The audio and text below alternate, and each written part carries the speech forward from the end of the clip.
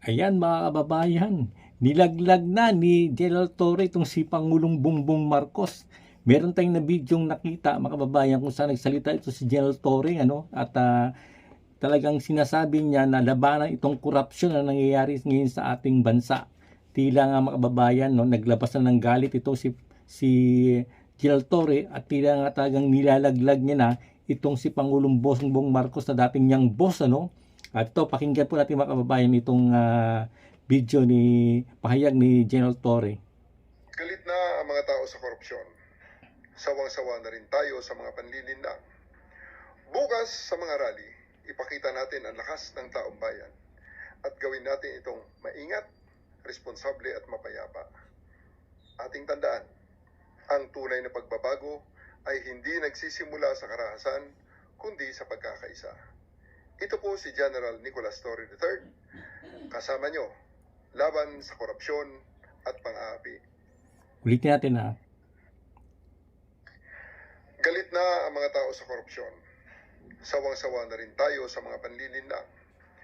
Bukas sa mga rally, ipakita natin ang lakas ng taong bayan at gawin natin itong maingat, responsable at mapayapa. Ating tandaan, ang tunay na pagbabago ay hindi nagsisimula sa karahasan, kundi sa pagkakaisa. Ito po si General Nicolas Torre III, kasama nyo, laban sa korupsyon at pang-aapi. Ayan mga kababayan, tila nag-iba na yung tono ni General Torre, Tila binabanatan niya na to si Bongbong Marcos, At sinasabi niya nga talagang labanan yung korupsyon. Ibig sabihin, talagang alam ni General Torre na itong Pangulo natin ngayon ay talagang kasabwat dito sa korupsyon na nangyayari sa ating bansa. Ayan, talagang ibang tono ni General Torre ngayon mga kababayan. Tila talagang nakikisa na siya sa laban ng ating ng mga taong mamayang Pilipino mga kababayan.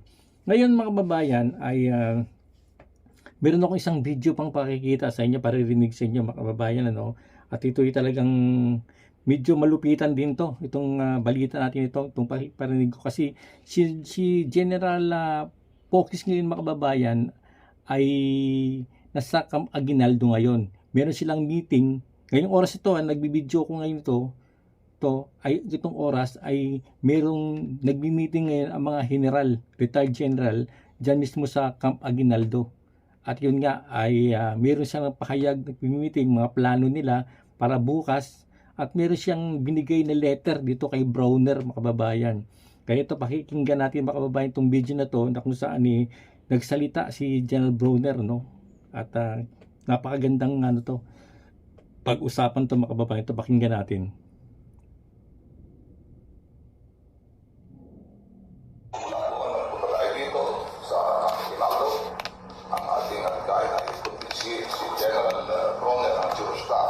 Magsasabit tayo ng sulat para tulungan o sumama na sa mga taong bayan na ipakita, i-declare in stronger words ang armed forces na tumutulong at napuprotekta sa ating bayan. Kitang-kita naman natin anong kalagayan ng bansa natin. Ang dami-dami mga taong napuprotesta, mga galit na galit, kaya dapat ang gobyerno natin pagtulad ng armed forces kung saan natin po tayo ngayon sa Pinalo, dapat mag-isa ang ating armed forces.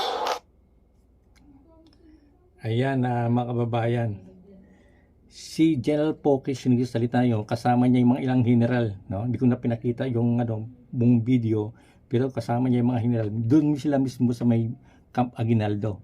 Kasi ang rally bukas ay doon nga sila sa may gate 4 ng Camp Aguinaldo pupwesto, Ito mga retired general na to. At sabi nga ni General Pokis ay nagbigay sila ng letter dito kay General Browner kung saan Chief of Staff ngayon natin ng AFP na kung saan magbigay suporta dito sa taong bayan mga kababayan. Kaya yan at medyo sa tingin ko sa ngayong oras tuliro na mga kababayan si Bongbong Marcos at kinakabahan na sa pwedeng mangyari bukas dahil alam natin na talagang sumabog na ang galit ng taong bayan dahil sa nangyayaring korupsyon sa ating bansa. At yun nga, ang nakakainis mga kababayan, itong si Bongbong Marcos ay parang nagmamang-maangan pa na hindi niya alam kung ano nangyayari sa ating bansa. Hindi niya alam na nangyayari ng korupsyon dito sa ating bansa, no? At sa totoo lang, posible na hindi niya alam itong nangyayari sa ating bansa kasi nga meron siyang intelligence fund, no? Meron siyang confidential fund na kung saan umaabot ng 4.5 billion pesos mga kababayan. Ganong kalaki, no? Yung confidential fund ng ating Pangulo. 4.5 billion. Imposible na ang 4.5 billion na yun hindi niya magamit para sa isang intelligence fund o na kung saan ay alamin kung yung nangyayari sa ating bansa, no? Yung nangyayaring korupsyon sa ating bansa. At ang nangyayari ngayon ay parang wala tayong nakikitang pag-asa sa kanya kasi nga hanggang ngayon, hanggang salita pa lang siya, wala pang napapanagot at binanggit na nga dito sa may hearing sa Blue Ribbon Committee na kung saan tinukoy na ng mga Diskaya itong mga sangkot niya sa korupsyon nito si Saldico at saka si Martin Romualdez. Ngayon, si Saldico ay nasa Amerika, no? At si Martin Romualdez natin alam kung nasaan napunta. Dapat ito managot na ito makababayan itong mga taong ito. Dapat pinanagot na yung Bongbong Marcos itong makababayan. Pero ang nangyayari ay parang lumilitaw na wala tayong aasahan na pag-asa para mapanagot itong mga taong ito. Kaya bukas talaga tayong magkaisa, no? Magkaisa tayong mga Pilipino na talagang ilabas natin yung galit natin sa mga korap na politiko sa ating bansa mga kababayan. At dapat malagot ang mga taong ito. At ito nga seryoso na to mga kababayan, no? Kasi yung mga general, retired, pati yung active mga kababayan, no, ay naglalabas rin ang kanilang damdamin bagamat sila'y sekreto na nagbibigay ng kanilang damdamin dahil nga siyempre naka-uniforme sila, sumusunod sila sa chains of command mga kababayan, pero galit na rin sila mga kababayan pag nakita ng mga active military at active PNP na kung saan nagkakaisa na ang bawat Pilipino, na kung saan talagang kinukundina na itong korupsyon sa ating bansa. Maaaring magkaroon ng pagkampi nga mga kababayan itong mga AFP at PNP active kasi gumawa na nga ng letter itong si General Pokis mga kababayan para nga sinasabi niya rito kay General Bronner na suportahan ang taong bayan mga kababayan. Kaya ito, tingin ko lang sa oras nito nakakarating na ito kay Pangulong Bongbong Marcos itong mga nangyayaring meeting ng mga general, no, na retired general na ito. Kahit na mga general yan ay meron pa rin yan na karisma, no? At meron pa rin yan na impluwensya, no, sa mga active military, sa mga general kasi mga PMA yan, mga kababayan, ang PMA nagkakaisa yan Kahit na retired yan ay talagang nirespeto pa rin yan ng mga active. Lalo na ito si General Bronner ay under nila yan bilang sa PMA mga kababayan. Kaya ito, abangan po natin mga kababayan, baka pagising natin bukas ng umaga ay iba na yung presidente natin. Naku po.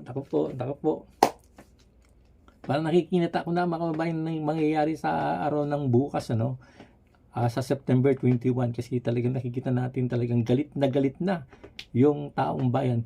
At akin lang advice mga kababayan sa dating ng bukas, kung kayo mag-attend man ng rally dito sa may Luneta man ito o sa may Camp Aguinaldo o sa may Liwasang Bonifacio o maging sa may Edsa Stream, mag-ingat po tayo mga kababayan. Mag-ingat tayo kasi mayroong mga intelligence report na magkaroon ng kaguluhan talaga. Yan, galing kay General Pokis yan, sabi niya may intelligence report na nasagap siya na kung saan yung mga tumakakaliwang grupo nito ay gagawa talaga ng kaguluhan, At maaring magkaroon ng deklarasyon pag talagang matindi ng kaguluhan na pwedeng magdeklara ng martial law itong si Pangulong Bongbong Marcos. Pero naniniwala tayo na ang Armed Forces of the Philippines ay susuporta dito sa taong bayan mga kababayan, kaya abangan po natin to. at nagtitiwala tayo mga kababayan na yung tunay na pagbabago na inaasam-asam ng bawat Pilipino ay pwedeng nang mangyari bukas. Ayan, nagsalita si General Torre, no, talagang naglabas na siya ng suporta no, sa taong bayan, kung saan talagang sinabi niya na magkaisa ang bawat Pilipino sa nangyayaring korupsyon ngayon dito sa ating bansa. Yan, kababayan, talagang good news to, good news. Yan. At ito nga, tomorrow, ingat po tayo bukas kung sa mga lahat ng atin ng rally bukas. Ingat po tayo lagi, maging mapamgatsyag tayo. Pakiramdaman natin mga katabi natin kasi baka mayroong mga kaguluhan, no, ay maiwasan natin, no. Lalo pag medyo mahina na tayo, may edad na tayo, huwag tayo masyadong pupunta sa gitna kasi baka magkagulo, hindi tayo masyadong makalabas kaagad. Kaya ito mga kababayan, ganito na lang ating update sa araw nito. Ayan, kung bago na kayo sa aking channel, please like and subscribe para updated po kayo sa aking ginagawang upload video. Bye bye po and God bless.